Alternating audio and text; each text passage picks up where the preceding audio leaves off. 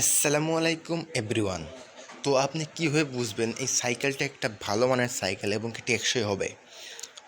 তো অনেকেই বুঝতে পারে না সাইকেল কিনতে যায়। তো এটা যদি আমি আজকে বলে দেব, যে দেখলেই বুঝতে পারবেন যে সাইকেলটা কোন বাজেটের এবং কি কীরকম হবে। তো কীভাবে বুঝবেন? তো প্রথমেই দেখবেন যে সাইকেল অ্যালুমিনিয়াম বডি নাকি। আপনি 13,000 টাকার উপরে গেলেই অ্যালুমিনিয়াম বডির সাইকেল পেয়ে যাবেন।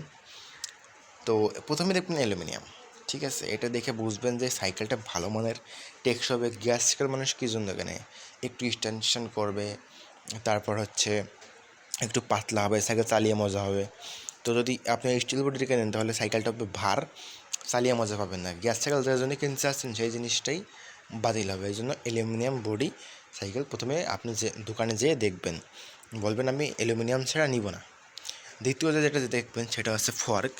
এই ফর্কটা ভালো মানের ফর্ক দেখবেন, একটু কমা মানের হলে অন্য কিছু ভালো দেখবেন, কিন্তু ফর্কটা অত দ্রুত চেঞ্জ করা হয় না। এই জন্য ভালো মানের ফর্ক দেখবেন, এখানে জ্বালাই নেবেন না, ওয়েল সেট ভালো নেবেন, ভালো মানের একটা ফর্ক নেবেন যেখানে লক সিস্টেম থাকবে।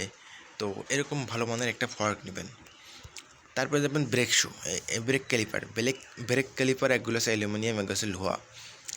মোটামুটি অ্যালুমিনিয়ামেরগুলো কী হয়, এখান থেকে ভেঙে যায়, এই যে এইখান থেকে ভেঙে যায়, ব্রেক মারলে যে এইখান থেকে চটে যায়। তো আমার আগেও অ্যালুমিনিয়ামটাই ছিল, আমি পরে চেঞ্জ করে লোহারটা লাগিয়েছি। এটা যেতই ব্রেক মারি না কেন এটা ভাঙার কোনো সম্ভাবনা নেই, আর ব্রেক ফেল হওয়ার কোনো সম্ভাবনা নেই। আর 20,000 টাকা পর্যন্ত ডিস্ক ব্রেক এরকমই থাকে, এর চেয়ে ভালো ডিস্ক ব্রেক হয় না। আশা করি বুঝতে পারছো। তো ভালো মানের সাইকেল খুঁজতে হলে আপনি সিঙ্গেল রিং দেখতে পারেন, পাতলা হবে। গ্যাস সাইকেল যে জন্য কেনে মানুষ, আমি ডাবল রিং নিচ্ছি কারণ আমি টাল হওয়া থেকে বাঁচতে চাই। এই জন্য আমার সাইকেল 5 বছর চালাচ্ছি, এখনও টাল হয় নাই। তো একটা সাইকেলের এই রিং, তারপরে ফ্রেম আর সাসপেনশনটা দেখলেই বুঝতে পারেন সাইকেলটা ভালো মানের। তারপরে ব্রেকটাও দেখবেন, তারপরে দেখতে পারেন গিয়ার। সব জায়গায় 20,000 টাকা বাজেটের ভিতরে আপনি যে কোনো সাইকেল কিনেন শিমানোর শিফটার পাবেন, ভালো মানের শিফটারের মধ্যে এটাই আছে। তারপরে দেখবেন ফ্রি, সামনে 3 পিছনে 7, এটা সচরাচর এরকমই থাকে। সামনে শিমানোর এসেরা, আরেকটা আছে টার্নি, এটা হচ্ছে টার্নি, ঠিক আছে। আরেকটা আছে একদম লো কোয়ালিটির ডুপ্লিকেট, ওটা থাকলে ওটা না নেই ভালো, ওটা চেঞ্জ করে নেওয়াই ভালো। ওটা একদম ভালো কাজ করে না, কদিন পরে এখান থেকে বেঁকা হয়ে যায়। পিছনে টিজেড, টার্নি, এসেরা যেটাই থাকুক না কেন সবগুলি ভালো কাজ করে। আপনি যে কোনো একটা নিতে পারেন যদি আপনার পছন্দ অনুযায়ী, কিন্তু সবগুলি ভালো কাজ করে, ভালো টেকসই। আমি চালাচ্ছি একটা, আর প্রথমে একটা ছিল ওইটা চালাইছি, কিন্তু ওটা একজন মেরে দিয়েছিল এখান থেকে, তো ভেঙে গিয়েছে। আশা করি বুঝতে পারছো। তো একটা সাইকেলের এইগুলো জিনিস দেখলে আপনি বুঝতে পারেন সাইকেলটা ভালো।